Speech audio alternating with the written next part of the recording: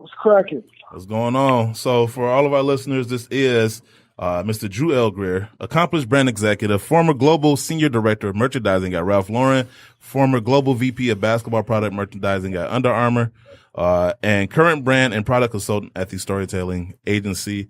It's a huge honor to have you on our show. You have a lot of insight. It's funny because, like, watching your post and following you. Shout out to Chris Burns, by the way, because he's the one that connected me to you, or just following you and just seeing your insight as far as things that are happening now in the sneaker industry is very valuable. And I suggest people follow you to gain that same insight. I guess to start off, you can just kind of give our listeners some idea as far as your career in the sneaker industry. Sure. Just as my original sort of background, former Division I football player, actually undergraduate in environmental health, actually worked as a health educator and health inspector for a minute.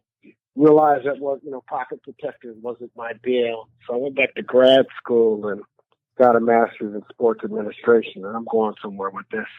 Interned at Georgia Tech in their athletic program after completing my undergraduate degree and graduate degree from Ohio University, where I played ball.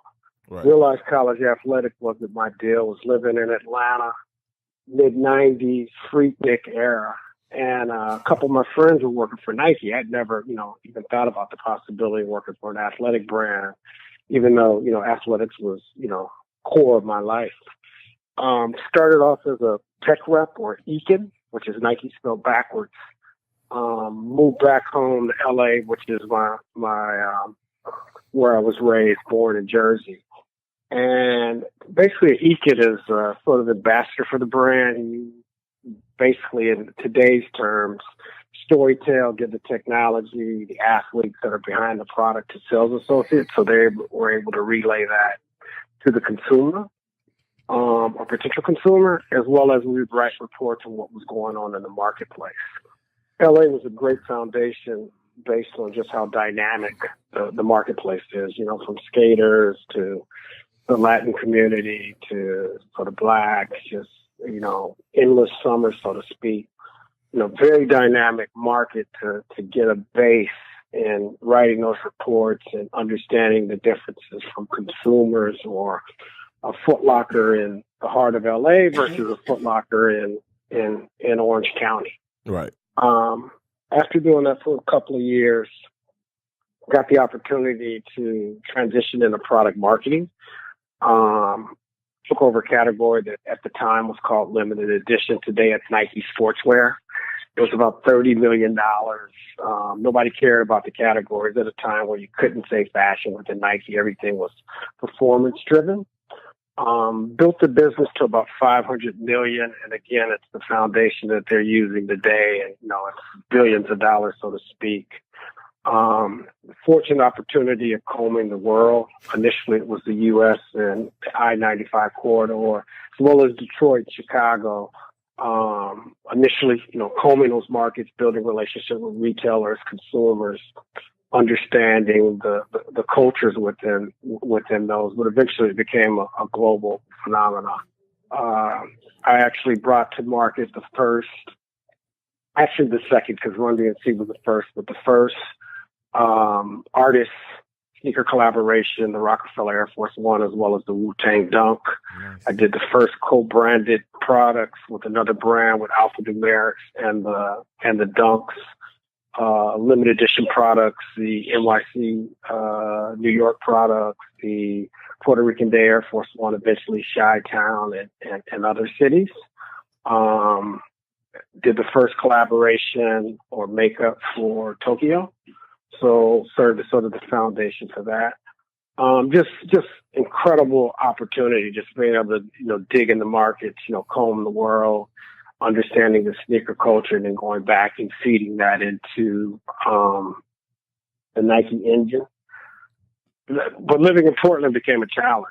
I called it Portland because it got no peace, so to speak. It was from a cultural sort of standpoint. So I transitioned after 4 years of building the business, and just sort of handed it off and transitioned into brand marketing.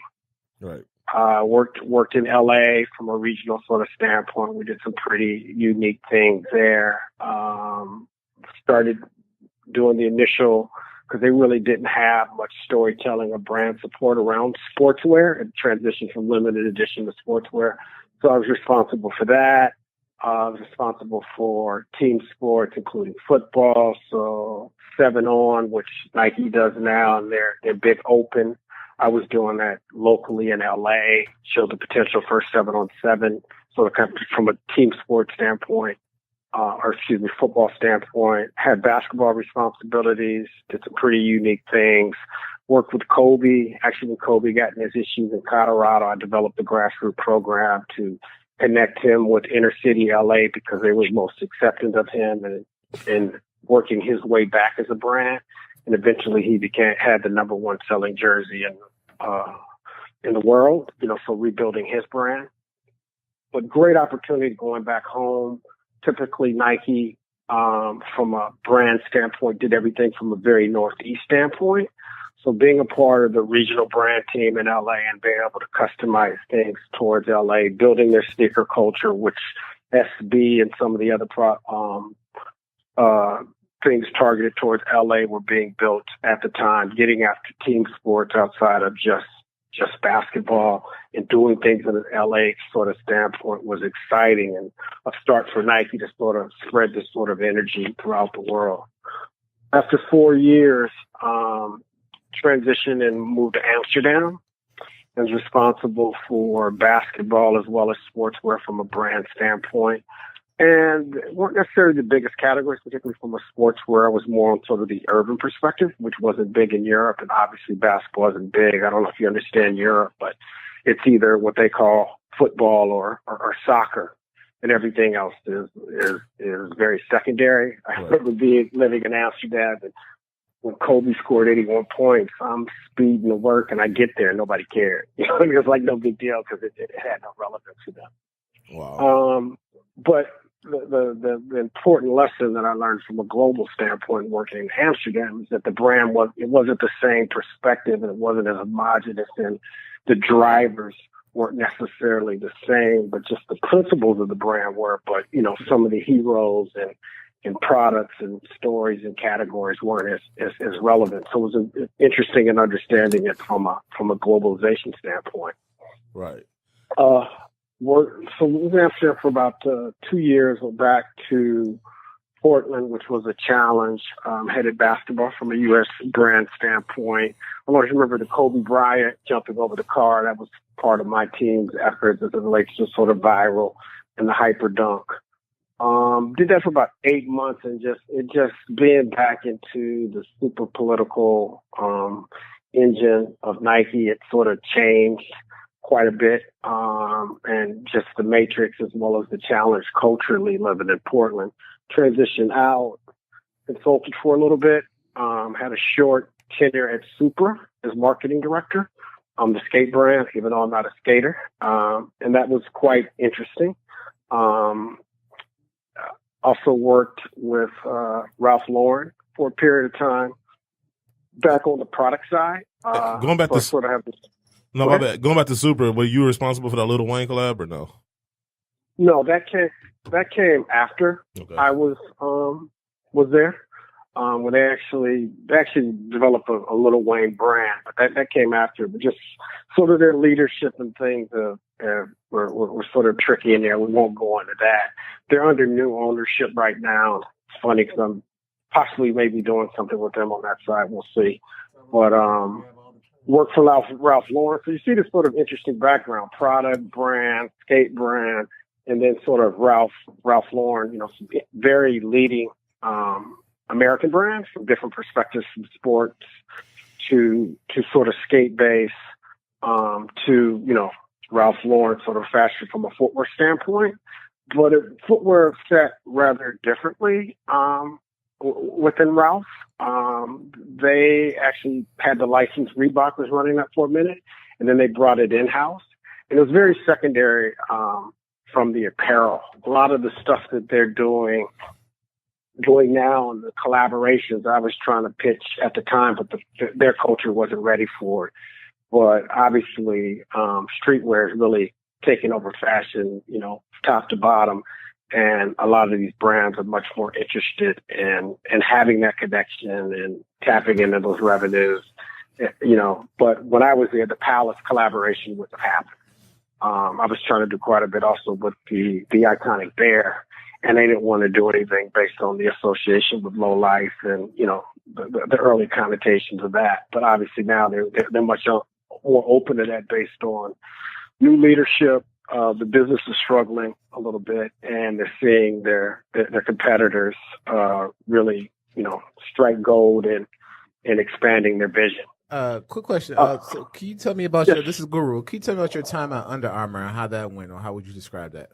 So that's where I'm coming now. So then I was VP at Under, very short-lived. I mean, it's very short-lived tenure as it relates to Under Armour with D.I.E merchandising for basketball and team sports. Very culturally anemic, so to speak. Kevin Point, bless his heart, started the brand, had insight as a walk-on football player that was warming up and aspiring and wasn't getting into the game and,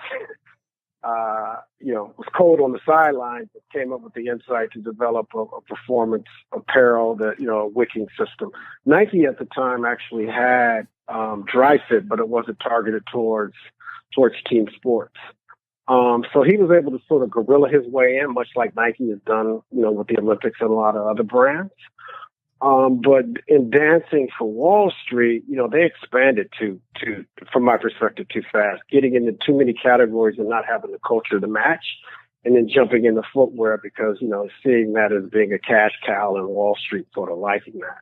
But the challenge they have is that the culture is very vitamin, very GMC, and they're getting into, what I call sort of cupcakes or flavor, so to speak, and they don't have the culture to match. So it's a challenge, trying to use cheat codes, not building in the personnel or having leadership that doesn't really understand that part of the business, not market traveling or even understanding the internet and making decisions based off of that. They've gotten themselves in a compromise, jumping into sportswear and not having the DNA and understanding it. So that was a challenge. It was almost like I saw dead people in there as it relates to my perspective and their perspective of the business. Mm-hmm. And they were growing at a 20% rate per season. So, it's kind of hard to tell anybody when they're making money, but they've hit that wall now. And I think they're rethinking the way that they're doing things. I think they would accept me a little bit differently now based on they're seeing that, all money isn't good money, so to speak, and it could put you in a predicament. No, we had read a story about, it seems like it's happening to every brand about like the way they were treating minorities, women. Did you see, you've been in the industry long enough to know, how, was that just an epidemic at the three brands, or do you see that just industry wide as far as the mistreatment? That's industry wide. You got to understand. Let's just sort of let me set up the equation. It started with Chuck Taylor, in 1917 or whatever it was when they sort of came out, and it was a sporting goods industry, and that expanded after World War II, and the team culture, primarily sort of white culture, came along. But it was still, there's a little bit of sort of lifestyle there. But for the most part, it was a sporting good industry, and, Chuck sort of dominated things. Mm-hmm. From a minority standpoint, and blacks, it was boxing and baseball were sort of the prominent sports, as well as from, people of color, in particular blacks. We were into dressing up and, showing a separation because we were, coming off a very sort of oppressed sort of situation.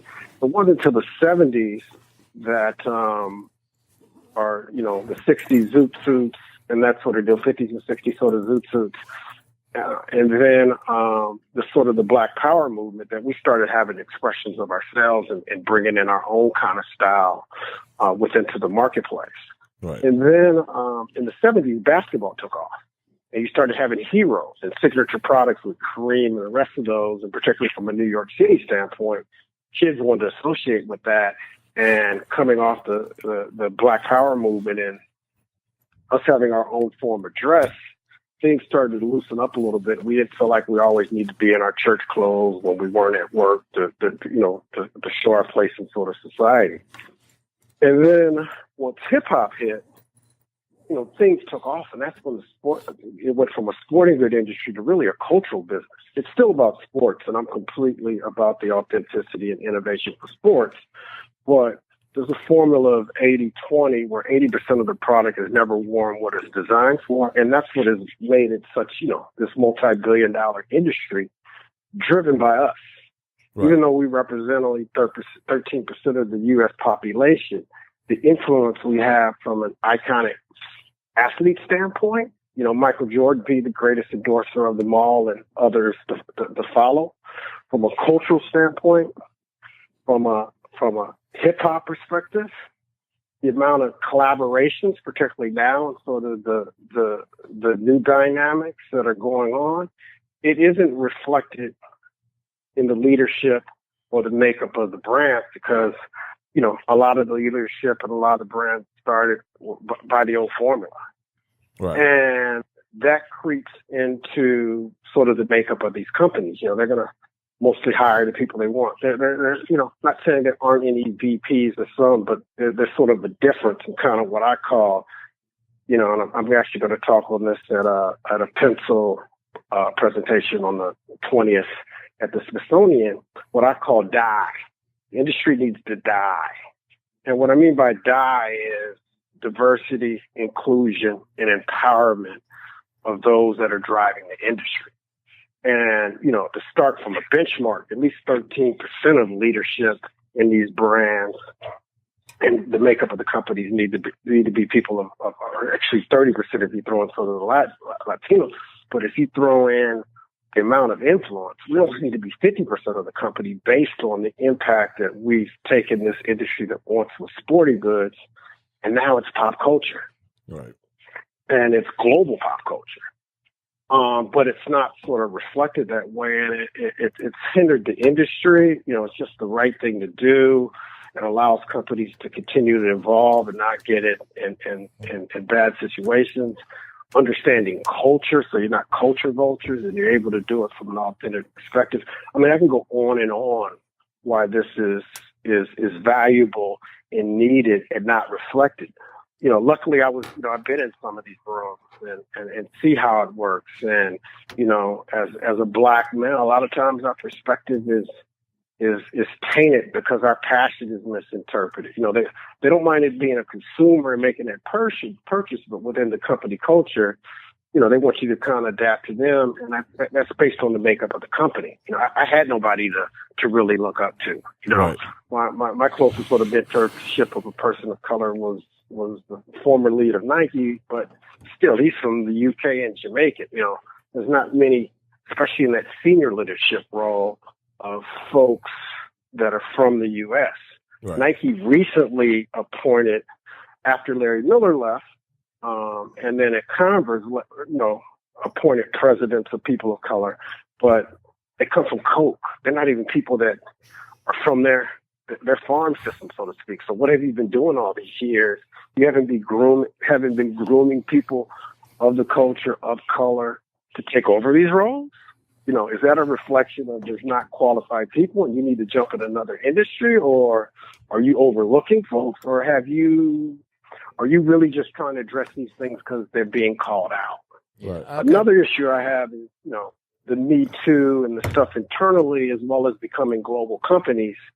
Now it's jumping to women and jumping to international, but they're jumping over the black male that's really driven this industry. Yeah. I have a question for you. How would you, for someone who's trying to start their own brand, like what advice would you give them for us from a brand marketing standpoint? What's that now? For someone who's trying to start their own brand, how would you give them some advice on brand marketing? Well, first thing is, you got to study the market and know what your unique point of view is going to be, within the marketplace. You don't want to be a Me Too. not as it relates to the campaign, but as it relates to copying with somebody else. You want to come with a unique, authentic perspective. I think the big thing, and I have, and I posted on LinkedIn and shared it, and I don't know them by heart, but I have it, but these 10 brand commandments. And one of the commandments is build your story and not chase the glory. And that perspective is, figure out what your story is and build that in everything you do and continue. It's like a book that's continuing the chapters versus getting off track and chasing trends or tracing business that will give you short-chain gains and help you for the moment versus you building a legendary brand that's going to be here for 30, 40 years. We were just talking about this earlier in the show, too. I mean, it was about something else, but the themes are the same. I wanted to, because we got 7 minutes left. I wanted to touch on, because you were talking about representation and whatnot. And first, shout out to Dwayne Edwards, the Pensole Academy, for that $2 million investment that they have from Foot Locker, and just what he's been able to do for the sneaker industry as far as adding that diversity, at least attempting to address the diversity issues. It's a testament to him and his hard work. But I wanted to ask you about, we were talking about Matt Powell before. He is an analyst for NPD Group, and a lot of brands reach out to him as far as insight and trends within the sneaker industry. But the problem is sometimes is that, like, he can look at the numbers and tell you, but he doesn't have the ability to interpret those numbers as far as giving them context or predicting anything in the future. He can just look at the numbers and tell you what's going on, but I feel like anybody can do that. Yeah, I mean, I'm not going to downplay that Matt doesn't have experience. He comes from a sporting goods background, and NPD definitely was on top of data before, things were just sort of instinctive, but obviously with the internet and things that are going on, you have to capitalize on data, but data with no context is rhetoric. Right.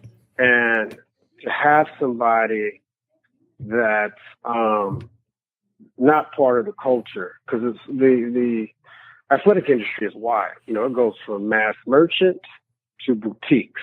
You know what I mean? So there's a wide array of consumers. But Matt has sort of secured his place of what he calls himself as a sneakerologist, which I sort of giggle at. And he's sort of part of the old guard.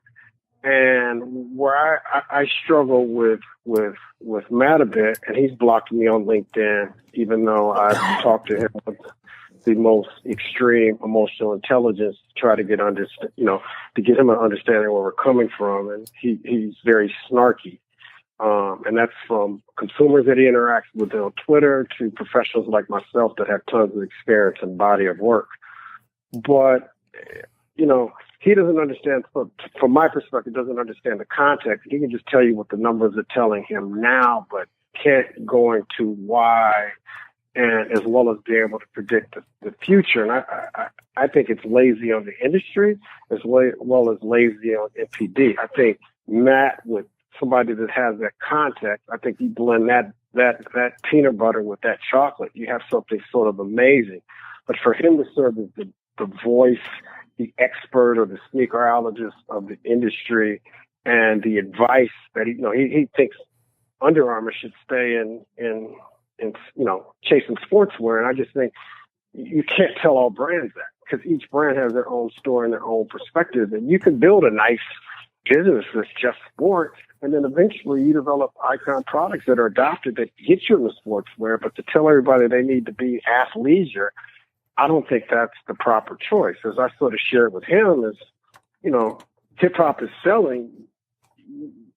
You have no chance of being an MC. Right. So you need to stay in your lane. And I just think it's dangerous. And I think it's irresponsible from NPD not having somebody young and groomed that's closer to the culture, that you can bring those two together, right, and actually make something of those numbers versus just preaching those and preaching athleisure. We know all brands don't have that in them, and I think Under Armour is one of those. I think Under Armour, they still got work to do in football, which they started at, and protect this house, let alone to be doing ballet, hunting, and then trying to get after sportswear. Sportswear, the consumer adopted Nike and Adidas and their authentic products. He speaks of Stan Smith, and how great that is. But that was once an authentic product. Right. And him telling that innovation isn't rewarding. Well, first of all, a lot of the Nike products that are selling now didn't sell when they originally came out, because I was there during the 90s. As well as the telling brands that they don't need to innovate is almost like, telling someone not to invest in their 401k, because that's your future. And I just don't agree with that. And I think a lot of it has to deal with him being dated. And it's no attack on him. It has nothing to do with, race or age or any of that, because there's Idris Atfield in fashion who lives this, right, who breathes this. And folks are checking for, and it's completely authentic and has an understanding. I just think it's the makeup of the person. I just think, somebody that doesn't live in the space, wears socks with sandals, that lives in Rhode Island, it doesn't match, and I don't see how they're speaking on Yeezys. Right. No, and it's funny because I don't even like Yeezys, but I completely agree with you. And I agree with you as well. I don't like Yeezys. I don't think that's a legacy product. Right. But I do see the influence that it had in helping kickstart Adidas. Exactly. Now, because we almost run out of time, and I have a lot of questions, so we definitely got to get you back on the show one day. Whenever. But thanks for having me. Just quickly, I want to say Happy Martin Luther King's Day. On a sad note, I just found out a friend in Portland that worked at Nike, Aaron Cowan, had passed in September. Oh, wow. Shout out there. And then another coworker of mine, and both of these are great spirits, Chris Crawford, passed today. That was one of my brothers that I came up with in the industry. So I just wanted to get that out. Go ahead. No, I was going to say, where can people find you or follow you at? And your 10 brand commandments. I want to look at that. From a completely professional sort of standpoint, LinkedIn, Drew L. Greer. That's Drew L. and that's Greer, Greer. That's 2 E's, 2 R's, and a G, not related to Pam or Rosie. And then on Instagram, Uncle Drew L. Greer. And that's a little bit, not just professional, but also digging into just inspirational things in my life and family and that sort of deal. What about the 10 brand commandments? Where can people find that at? That is on LinkedIn. I'll try to repost that this week so people want to access that, and I'll tag you. Okay. And maybe you can do something with it as it relates to that. But and I do speaks on that. I'm speaker, a mentor, brand consultant, all the above. But my goal is to inspire, use my experience and background to help brands as well as, next generation of people that are aspiring to get in the industry, because I didn't have that. Right. No, I would definitely appreciate you coming on the show, man, and dropping some knowledge. Like I said, we got to have you back one day soon. So I'll be in touch with you. Most definitely. Appreciate it. Appreciate the information. Thank you guys for reaching out, and keep going. Yes, sir. Thank you. Thank you. All right. Once again, that was Drew L. Greer, former brand executive for both Under Armour and Ralph Lauren. Right now, he's a brand consultant for the storytelling agency.